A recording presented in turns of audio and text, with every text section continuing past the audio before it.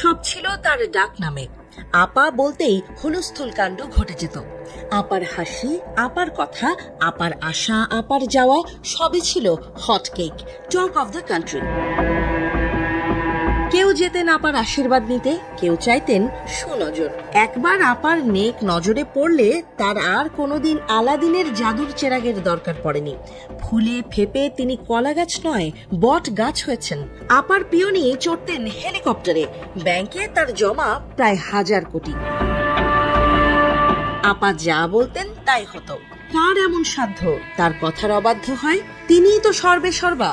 সচিবালয় থেকে সংসদ, সংবাদ থেকে সওদাগরের দোকান, সবখানেই ছিল আপার একক আধিপত্য। সচিব থেকে পিয়ন, রাজ্যের সব চলত অঘোষিত মহারানীর কথায়। মহারানীর কথাই ছিল আইন, তার আদেশ ছিল অনিবার্য, শিরোধার্য। তিনি যখন যাকে ইচ্ছে ব্যঙ্গ করতেন, যাকে ইচ্ছে কারাগারে পুরতেন, যাকে ইচ্ছে পদ্মা সেতু থেকে চুপ করে ফেলে দিতেন, কাউকে আবার দুটো চুবনি দিয়ে ওপরে তুলতেন।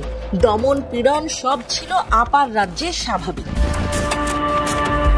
তবে হেলেনেরও শেষ হয়। মহারানী ভিক্টোরিয়াকেও কোনো এক অনিবার্য কারণে ছাড়তে হয় মসনদ। ফেরাউন থেকে রাশিয়ান জার, ইতালির ফ্যাসিস্ট মুসোলিনি থেকে জার্মানির নাৎসি হিটলার, সবাই গেছেন। যেতে হয়েছে অনিবার্য কারণে। এই মহারানীকেও পালাতে হয়েছে, ত্রাস কায়েম করতে গিয়ে হয়েছে ত্রাহিদশা। তাই তো তাকেই আজ অনায়াসে বলা গুড বাই আপা। আপা বলতে কাকে বোঝায়, আচরণের মানচিত্রে তিনি কেমন, সেই আলাপ আর নতুন করে তুলতে হয় না। আপা শব্দটা বললেই সবার সামনে ভেসে ওঠে তার কাজের ছাপচিত্র। সবাই এখন জানেন এবং মানেন আপার পতন ছিল অনিবার্য, যেতে তাকে হতোই। প্রকৃতি আসলে বেশি দিন জমিয়ে রাখে না পাপ, প্রতিবার বাড়লে তাকে ঝরে পড়ে যেতেই হবে।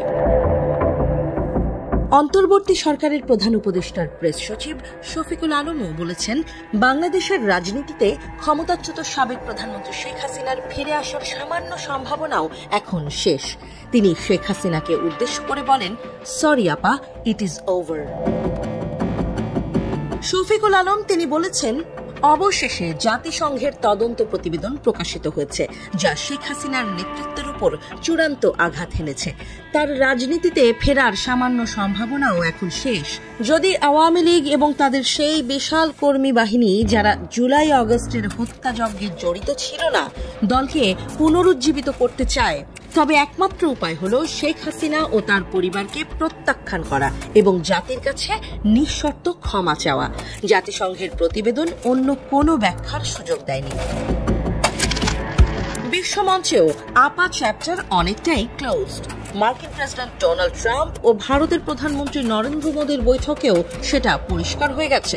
বিশ্ব শক্তিগুলো আপাকে এখন ডেড হর্স মনে করছে। ঘোড়ার পিঠে সাওয়ার হয়ে মোদী নিজের পথ আগালেও মৃত ঘোড়াকে তিনিও আর কাঁধে করে বইতে চাইছেন না।